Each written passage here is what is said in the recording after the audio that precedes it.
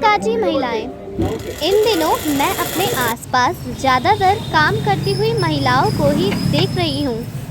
इन 2 सालों में मेरे मोहल्ले में आदमियों के मुकाबले औरतें ज़्यादा काम करते हुए दिख रही हैं। बहुत सी औरतें हैं जो सब्जी की रेहड़ी पर बैठती है और कई औरतें परचून की दुकान पर भुट्टे बेचते हुए, कपड़े बेचते हुए, पार्लर में जॉब करते हुए भी दिखती हैं। उन्हीं में से एक है मालती देवी, जिनकी उम्र लगभग 40 से 45 साल की है। वह परचून की दुकान पर बैठती हैं और सुबह 6 बजे से अपनी दुकान लगाना शुरू करती हैं। वह सबसे पहले दुकान खोलकर अपनी दुकान में झाड़ू लगाती हैं। वह दुकान पर पूरा दिन बैठी रहती हैं।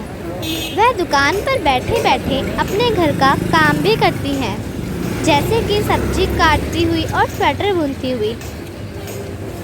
एक दिन मालती जी स्वेटर बुन रही थी, तब उनकी दुकान पर कोई नहीं था।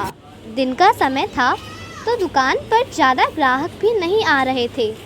तभी मैंने सोचा, क्यों ना मैं मालती जी से जाकर बात करूं। मैं मालती जी के पास गई। मैंने सबसे पहले मालती जी को नमस्ते कहा। मैंने कहा, मालती जी नमस्ते। मालती जी ने कहा, नमस्ते। फिर मैंने कहा, मालती जी, मैं रोज़ देखती हूँ कि इस दुकान पर सुबह से शाम तक आप ही बैठे रहते हो। क्या आपके घर में कोई और नहीं है जो दुकान पर बैठे? मालती जी ने कहा, नहीं, मेरे घर में 3 बच्चे हैं।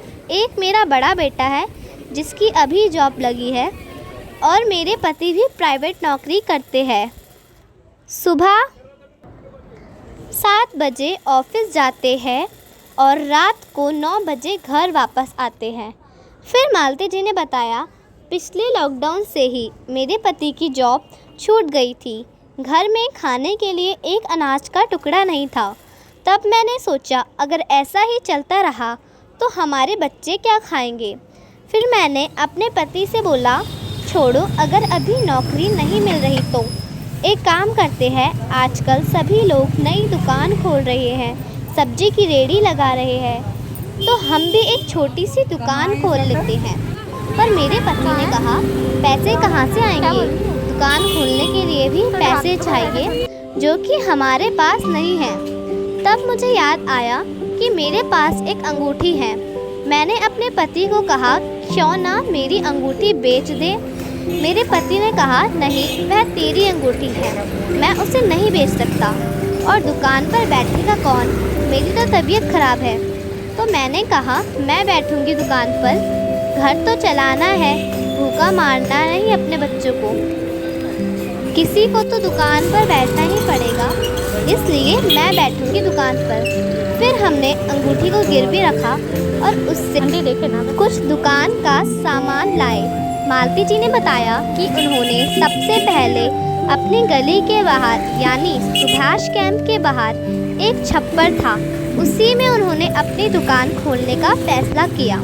अंगूठी से ज़्यादा पैसे नहीं आ सकते थे, इसलिए उन्होंने उस समय सिर्फ और सिर्फ ज़रूरत की चीज़ें रखी। धीरे धीरे उस दुकान में बढ़ोतरी होती गई। फिर एक दिन मैंने मालती जी को अपनी दुकान के बाहर पुराना गैस चूल्हा साफ करते हुए देखा और मैं ऐसे ही उनके पास पहुंच गई और उनसे कहने लगी कि आप इस गैस का क्या करोगे? उन्होंने मुझे बताया, अब तो सारा सामान रख चुकी हूँ, तो चाय का काम भी शुरू कर दो। अब उनकी दुकान पर एक नया काम जुड़ गया था। फिर मालती जी ने कहा, देखो, यही सब बेच बेच के हमारे पैसे वापस आ गए और जो हमने अंगूठी गिरवी रखी थी वह भी वापस ले आए और अब हमारी भी एक बड़ी दुकान है। पहले मुझे दुकान पर बैठने की आदत नहीं थी। शुरू में दुकान पर बैठना मेरे लिए बहुत अजीब था, लेकिन जब मैंने अपने आसपास और भी औरतों को काम करते हुए देखा और फिर अब तो दुकान पर बैठना मेरी आदत बन चुकी है।